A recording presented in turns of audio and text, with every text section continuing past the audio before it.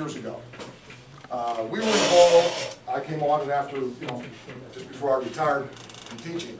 I came on upon this because of friendship that I had with Mr. Schwartz, who is the president of the company. He was for years involved in containment, installing the devices, testing the devices, repairing the devices, and so on. And finally, it dawned on him that this is not the only answer, and it's not solving the real problem, which the real problem is what we do to ourselves with our water once it enters our building, once it enters our house, our home, our place of business, where we work, and so forth.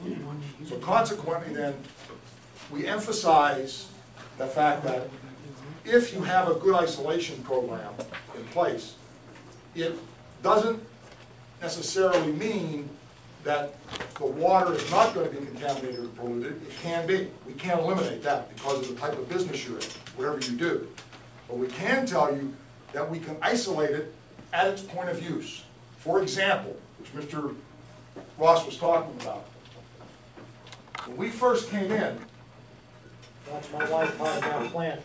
when we first came in, your wife will kill me if I break that down. When we first came in to survey the building, this hose extended down below what is called the floodplain, the water level. If left go, and, I don't know, formaldehyde or some other chemical or some other compound was in this sink, and for some reason, it could be as easy as someone flushing 5 commodes at one time, or whatever else the case may have been in the system, and the water pressure drops. If you think about sucking through a straw, if you're drinking, no one has anything here with a straw. I see some containers with no straw. When you suck the liquid up with a straw, and you quit sucking it up, and what happens to the liquid? It goes where? Right back down in. So that's what we're talking about when we're talking about backflow. That, and the pressure that you apply to bringing it up through, when that is eliminated, the liquid has to go somewhere. So basically what you have to understand in the principle, water goes both ways in a pipe. It goes both ways. So what we did, we cut off and said, okay, if you're going to use this hose, the hose cannot go down into the floodplain. It has to be above it. We also installed backflow preventers, which these are right here, that prevent anything from going back into this line. Now, the principle of isolation. Have we eliminated the contaminant? Have we eliminated? No, we have not. What we have done, we have isolated it to what? This sink. That's the principle of isolation. Now you can take that principle and apply it to all different types of devices.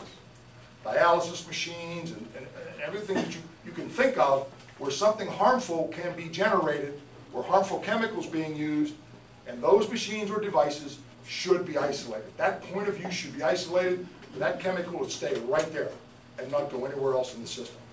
Basically, that's what we're doing. And you look around all the spigots that you see here, they all have a backflow preventer on them, and those back there, the hose have been removed. Now you'll see in some of the rooms, the science rooms, where these don't exist. But what they have filters on that do not allow any type of hose or other type of apparatus to be applied to it to take it down into below the floodplain. And it's prevented in that manner. That's what these all have. There's filters back there, right? Strainers. Those are filters back there. Strainers on them. For screens, so you can't put a hose on it, and it also helps prevent that from happening. So those are isolated.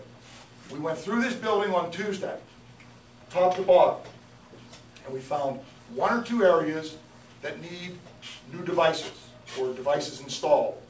And those devices are here, and they're going to be given to the maintenance department, and they're going to be reinstalled where they were inadvertently taken off, or whatever the case may be.